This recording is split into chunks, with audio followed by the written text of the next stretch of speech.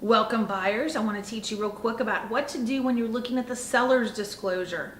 You know, unfortunately, a lot of foreclosures out there, banks, investment homes, they don't offer a seller's disclosure. So you've really got to use the how to talk to the neighbors strategy.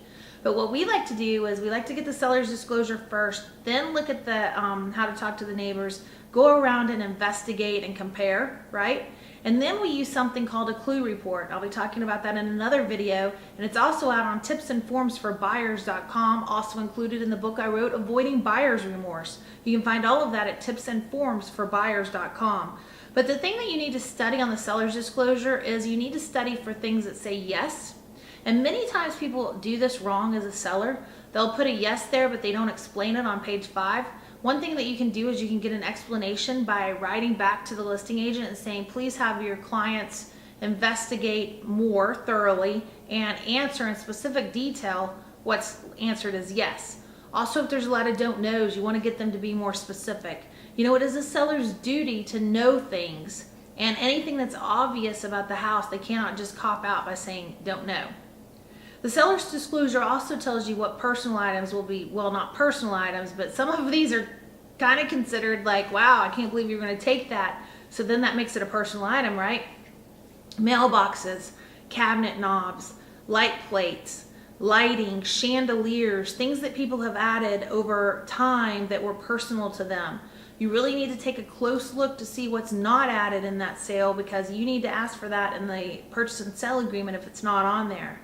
We had a client who walked into the house. They loved the kitchen cabinet knobs. They walked into the house, found none.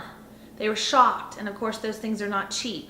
So you've got to make sure that if it's not on the seller's disclosure as included in the sale, that you do take the opportunity to put that on your purchase and sale agreement. Also, the document tells you about neighborhood assessments, warranties on things in the home, and bonds that are on the home. Now, let's talk about the first one, neighborhood assessments. You know, when you get into a neighborhood and the neighborhood takes an assessment the first month you move there, that's a little kind of frustrating for some buyers, because oftentimes the neighborhood common areas need to be redone and you're the first person who gets to pay for it. And when people do assessments, meaning the neighborhoods, they do it in full. So you'll be obligated to pay that money in full. So you want to talk to the neighbors about any assessments that are coming up. And you want to ask that question over and over. One of the things about talking to the neighbors too, if you've identified a neighborhood that you like, carry around your questions so that you can ask people as you're driving through the neighborhood who are walking their dog. Hey, how's it like living here? What's the construction like? Any assessments coming up? That sort of thing. And it also will tell you about the warranties that are on the home and bonds that are on the home, like a termite bond. So when you want to make an offer on this, you want to verify that bond with the company that they said. And that's a simple conversation in between the listing agent and the seller and then you, but you want to verify those bonds because warranty bonds today may not include damage. There's very few damage bonds out there left for termites. So even though it says a warranty bond, it's really just for retreatment. It's not for the damage. So you want to be careful, and that's total buyer beware now. Full on buyer has to do the due diligence to find termites and that sort of thing. It's not that the seller does that anymore. It's now the buyers as of the 2009 contract, 2008 as well. So you also want to use the disclosure and give that to your inspector so that he can look over the disclosure to see if there's anything specific that he needs to be aware of. And you want to work this all kind of in conjunction with each other, because again, you have full due diligence, and that's buyer beware in the state of Georgia. So you really need to have this thing inspected during the time that you're allotted in the negotiation process of the purchase and sale agreement.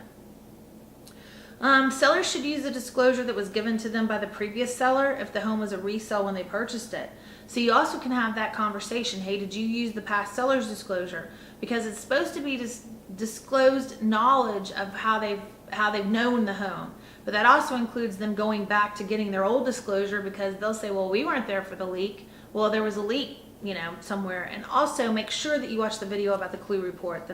That is another video that I've done because it's very important. That's the seller's insurance company showing you the claims that the seller has made on the home, and that can fill in a lot of questions on the seller's disclosure. And then you need to read the document twice to make sure that you understand the disclosure the seller is making to you before you proceed. That is very important. It's important to study the seller's disclosure. A lot of times people will write an offer before they get the seller's disclosure. I would recommend, if you can, to get the seller's disclosure first, to look at the depreciable items and the things that you need to know that are going to cost you money when you move in there. But again, getting the seller's disclosure updated on any of those things is a pressing issue, and sometimes you have to really press on the listing agent to get the seller to do it. So just make sure that that doesn't fall through the cracks as you're making an offer. Thank you for listening, and if you need more tips on how to buy a home and avoid buyer's remorse, please visit tipsandformsforbuyers.com.